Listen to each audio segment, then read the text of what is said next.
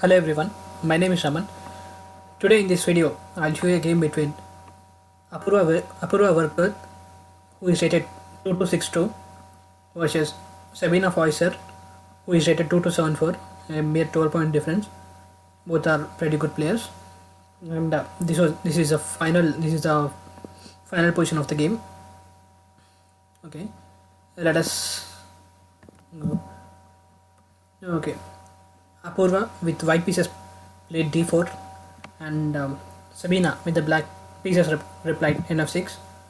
And after c4 e6, there are pretty there are many moves to play, like in f3 if you want to avoid the Nimjo Indian, or something like g3 going for the Catalan, something like that. I mean, there are many pretty moves, and here white opted for knight c3,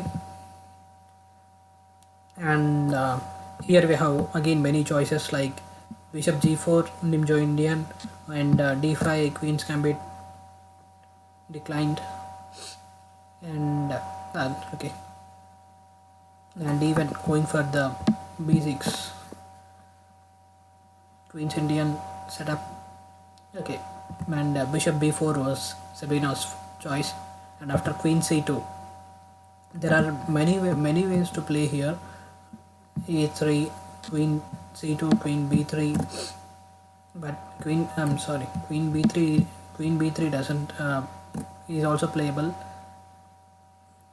Okay, and queen c2 was Apurva's choice. After castling in f3, c5, and d takes c5. Here even a3 is also playable, but d takes c5, knight a6, and I'm not pretty sure about this move c6. Like, but according to me, if you play something like say a normal move like bishop g5 or even g3, and the knight comes to c5, and hence to avoid that the knight capture with a tempo, like something like tempo, I think c6 is being played, and after b takes c6, and here we can capture it with a b pawn, also d pawn.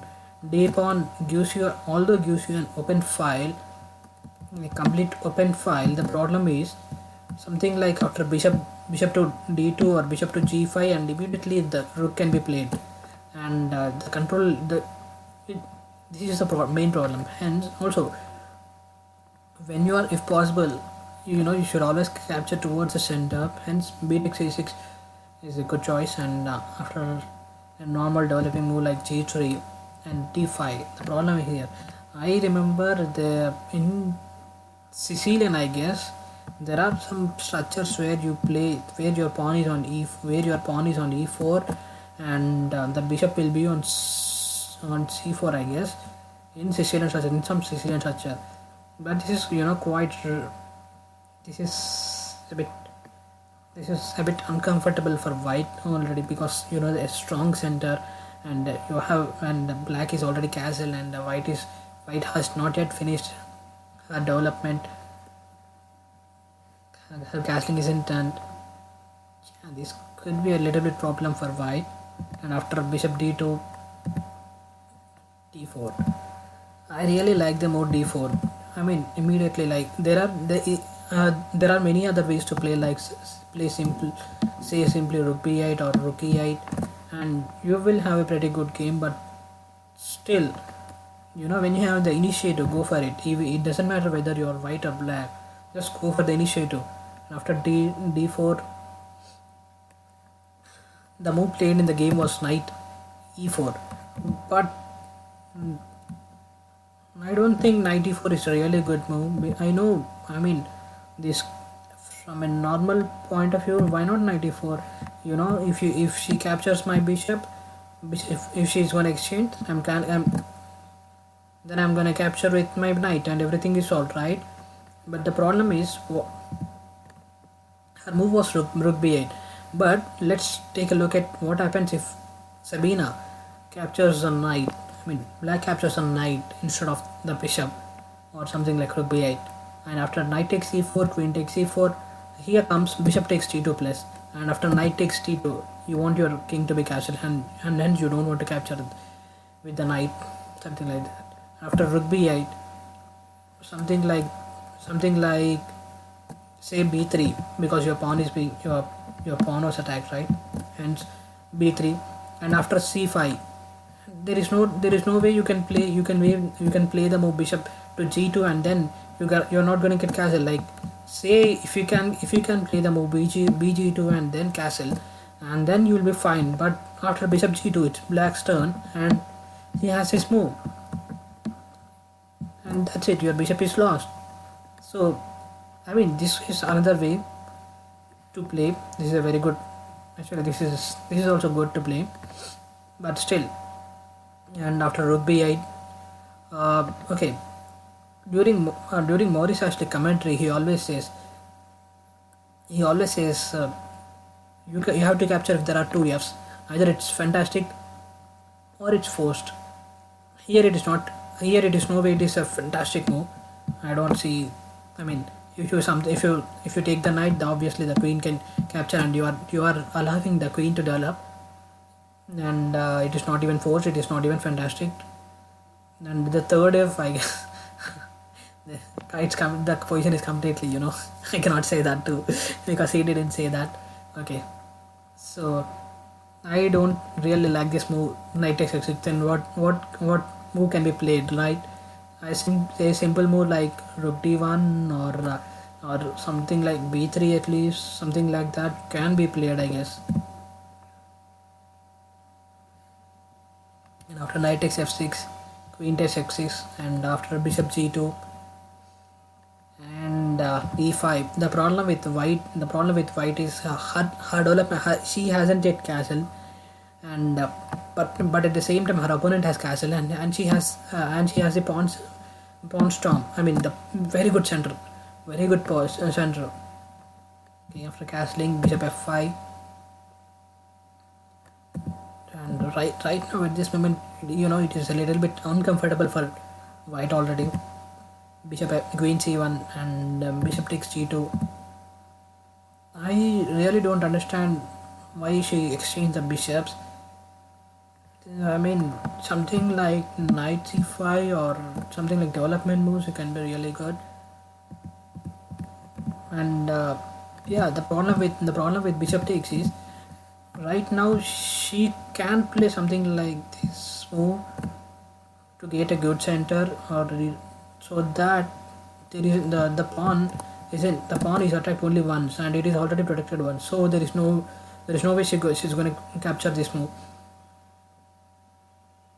But the problem, I mean, it can lead to somewhere like this, and bishop g5 is also right now coming, but still I don't see the need of capturing the bishop.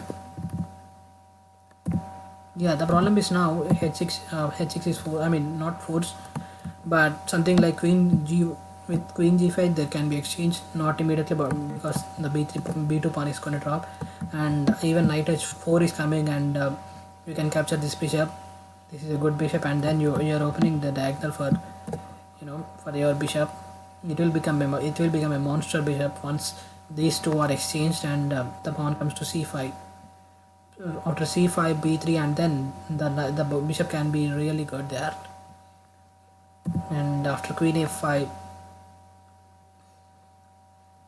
attacking the knight,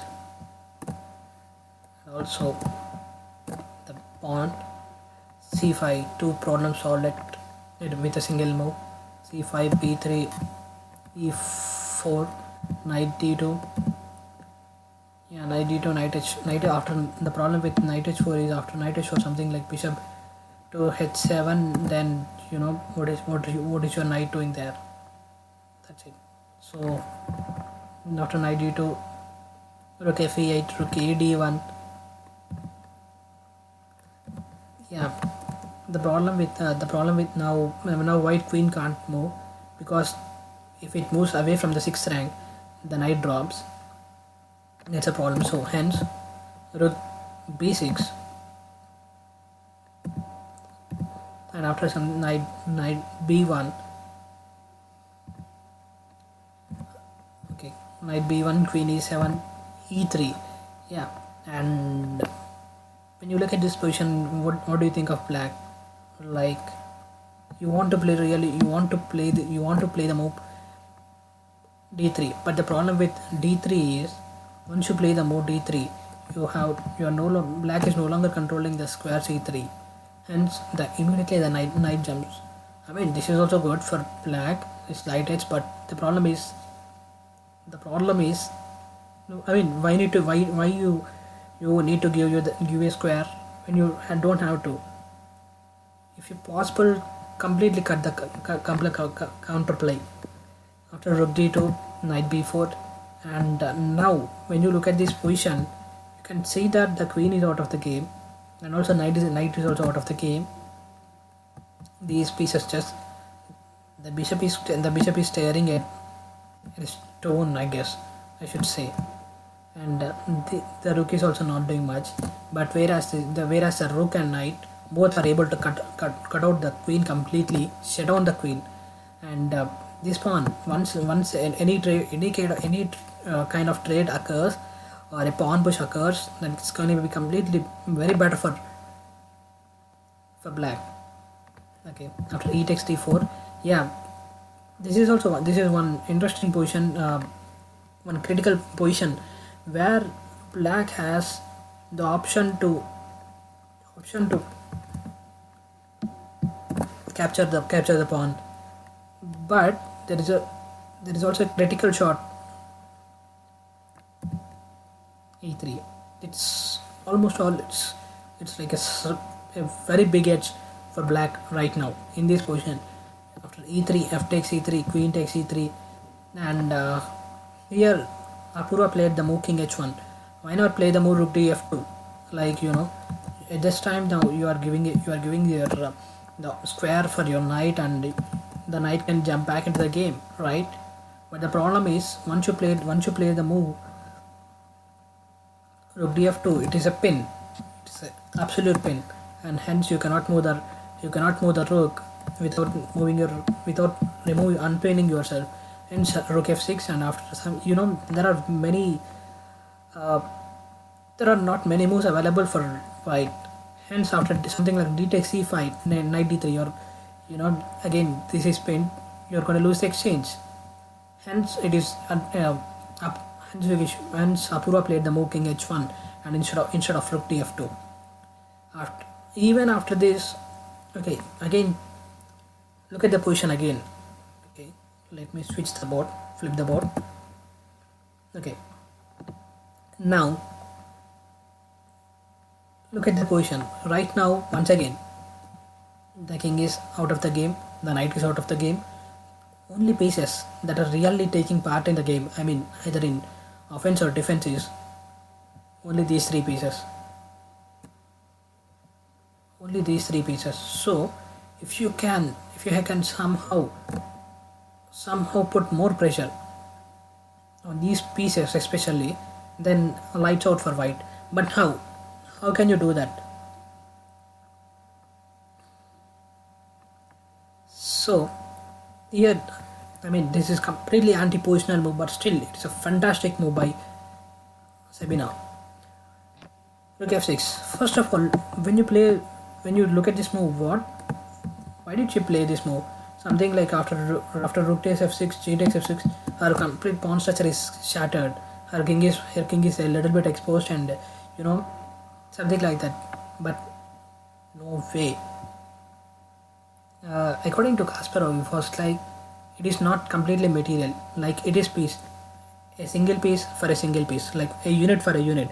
It doesn't care if it is like, if you are an exchange down, like you are removing the pieces, like you are giving the rook for only bishop that is been protecting. It still doesn't matter. If I have more pieces attacking you, I'm gonna win. That was his policy. That was his calculation according to him. So after g takes f6, now you can see that my pieces 1, 2, 3.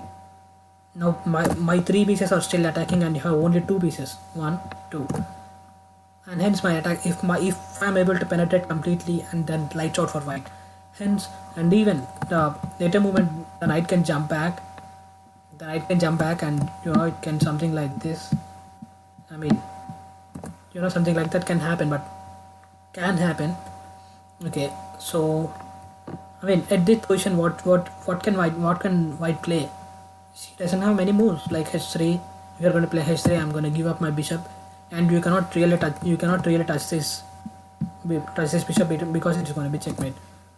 And what now? There are not many moves, like something like anything d takes c5, something the mate is coming. So hence I think this was a very good move. And after queen takes I'm sorry, and after hence Apurva didn't exchange the rooks. Instead she played the move rook g1. But after queen takes c1, this is also another fantastic move. Queen takes c1, king takes c1, and after rook e1, bishop f1. Now a normal, I mean, she played the move rook f takes f1, but I think bishop h3 is also very very good. I mean, this is also a very playable move, like bishop h3, queen d8 check. And how do you avoid mate? The only move that can avoid mate, instant mate, is after queen takes f6, g takes f6, and rook f2. And what are you going to do now? I mean, although right now there are 1, 2, 3 pieces on the board for each side, but still the knight can be captured, and it will be, I mean, it is also completely resignable right now after rook takes p1. That's another way, but it extends sometime. But right now this is also another really really beautiful move. Okay, after king g2, rook g1 check, king f2, and rook e f1 check, king e3, and rook f3. And here Apurva resigned, but I'll show you a continuation. After king, there are two possible moves right now, like king e4 and king e2. What happens after king e4? King e4, rook e1 check, rook e2. I mean, this is a pretty mate. The king is stuck in the center of the board. This is really good mate. After king e2, rook f6 check. I mean, anything rook f6 or rook f5 doesn't matter. Rook f6 check, and after rook e1, rook e2, and after one, that's it. Okay, from this game, I can say, exchange. Do not exchange the pieces. I mean, you don't necessarily have to trade the pieces. Trade the pieces, exchange the pieces only if it is either 2Fs, fantastic, or forced, according to Maurice Ashley. I was watching live, and he was like repeating this. If possible, watch the complete video of the US Championship. That was some really very good analysis by, and good commentary and analysis by all the three commentators, Maurice, Yasser Ivan, and Jennifer Shahid. And thank you. That's it for in this video. Thank you for watching.